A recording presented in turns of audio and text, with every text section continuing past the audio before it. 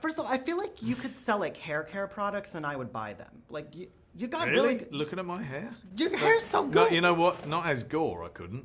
No. No. Like that? You did shave your head, right? Was that? Yeah, I shaved that and a lot of other areas too. I don't know why, but they made me shave almost everything.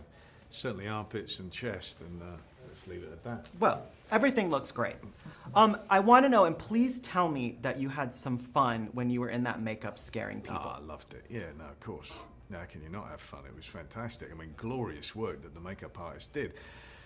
And then what I also found is it was a little tricky to talk because I had these fangs in my mouth, and if I wasn't speaking as Gore, I kind of like a lot. So I sort of gave up on talking and just would sit there silently staring at people, freaking them out, which I enjoyed immensely. Yeah. Does your kids see you? Like, yeah, they loved it. Yeah, absolutely. They were like, "You're so weird, Dad. We love it." Yeah. And they weren't scared in the slightest, of course. You know. What do you think is the biggest misconception about villains? I don't know about.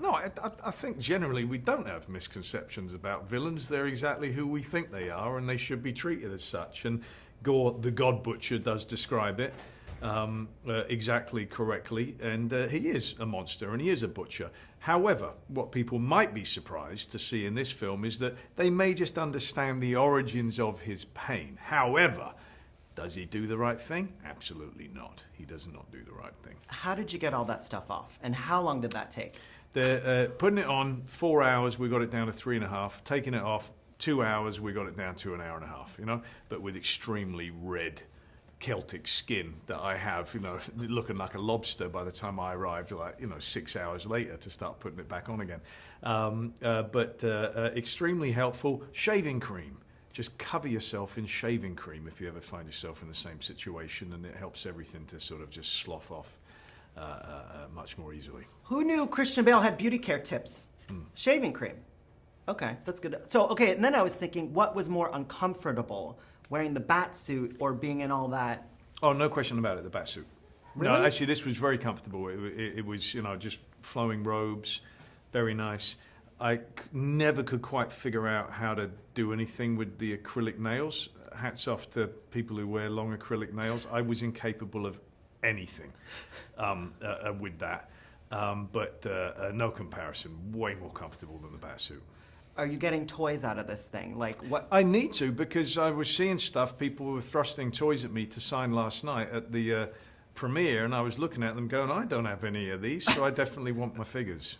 Okay, so do you collect that stuff? Like, obviously you've been in all these other roles, but like, do you keep that somewhere? Is there like a shelf of like bat stuff? No, there's sort of, doors with things stuck underneath them, and dusty corners where you fish things out because they're actually used in our household. So yes, we do have them, and as time goes by, I wished I perhaps would have kept more, because I tend not to have any film memorabilia in my house. There's sort of nothing that would suggest that I have anything to do with film.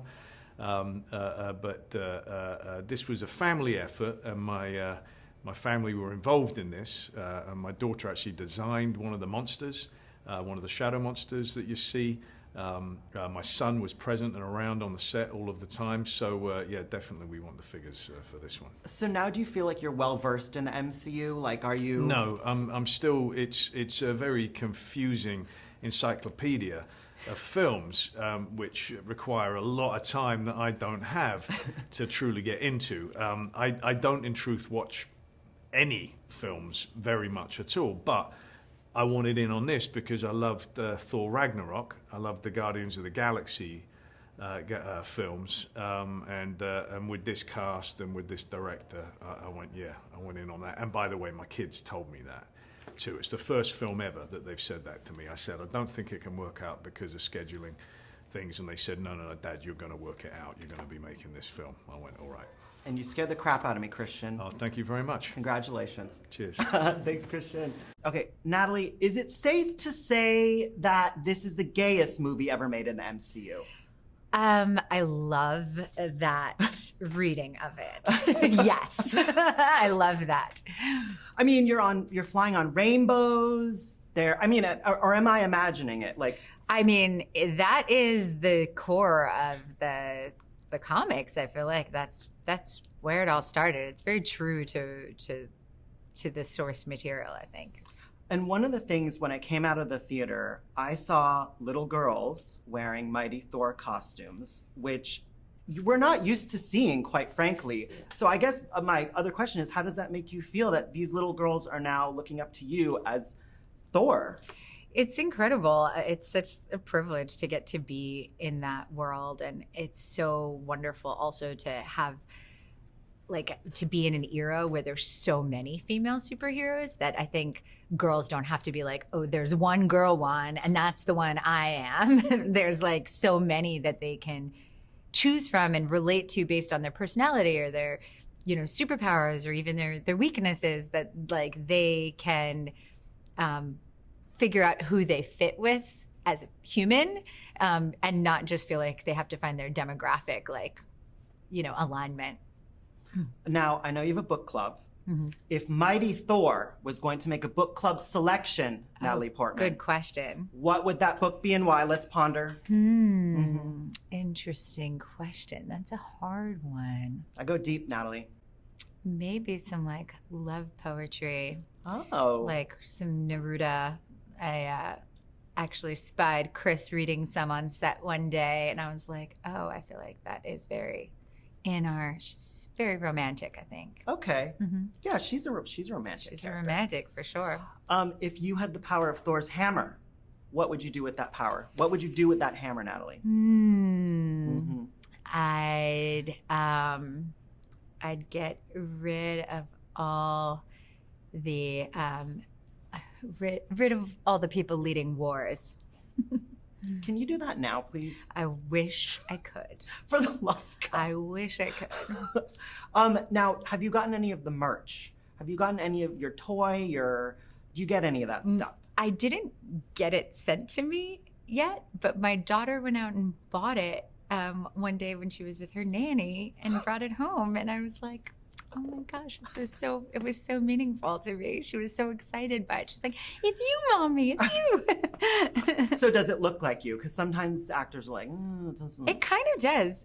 She was even like looking at it and she was like, they put your birthmark on it. And I was like, aw, you noticed. You know, everyone's talking about you, Chris, is so powerful, but when you're in the gear and you first saw yourself and, you know, you've worked out for it, what was your reaction? Did you feel a sense of power? Or did you feel like a badass? It's incredible. I mean, it's also like, it's a simultaneous feeling of like being very powerful and also like, look how like silly and fun my job is. Like I'm at work wearing a cape. Like that's awesome. And a wig. Don't forget the wig. And a wig. There you go. And a wig. Thank you, Natalie. Thank you. I thought the movie was awesome. Thanks so much. Thank I'm you. so glad. And I loved how gay it was.